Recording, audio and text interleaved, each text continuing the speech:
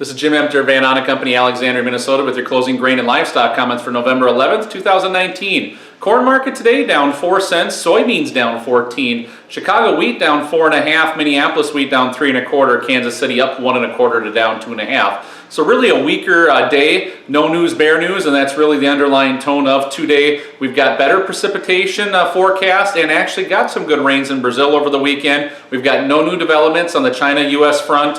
We've got a market that's reeling a little bit in a seasonal time frame that tends to break down for the corn, soybeans, and wheat market. So we kind of just shrug shoulders and move on here a little bit, anticipating that we can bottom out here in the near term and begin to pick up pieces as we work to the middle part of November. Corn support, we believe, lies around this 371 area. Soybeans around this 912 area off the Jan, and off this wheat market, probably another 3 to 5 cents lower, and we're into a support there. So again, we don't expect a major correction from this point. We think we've got a good part of it already. But again, we should not expect the market to correct overly quickly unless we get some change in news. Basis trends are firmer. Gulf basis up another 2 cents today for corn. Spreads remain firm, so there's still optimism as we work beyond this kind of harvest time frame and beyond this November lull. In the feeder cattle market, we were up 50 to $1.25 today. Live cattle up 62.5 to 85. Hog market down 82.5 in the fronts, up 32.5 in the backs.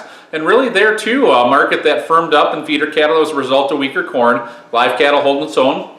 Really trying to hover around this 120 front month area to see if we can break out here. That puts the Feb above the 125 area, and we're kind of just stuck here for a moment, deciding if we want to go grab another $2 to $3 and get up towards that rare third price count, or if we're just going to stall out here, and we'll see as that evolves on the cutouts and cash as we work through the week. On the hog side of things, just kind of again uncertainty over this China-US development. We've got no firm date and a little bit of uncertainty as we work ahead. Again, if we can get news of a confirmed trade deal, that'll obviously spark up the beans and hogs first. But right now we're struggling to gain any traction because, again, we don't have specifics. This has been Jim Emter, Ahn Co, Alexandria, Minnesota. Trading in futures and options involves risk of loss and is not suitable for all producers. Past performance is not indicative of future results. This is a solicitation. Have a great afternoon.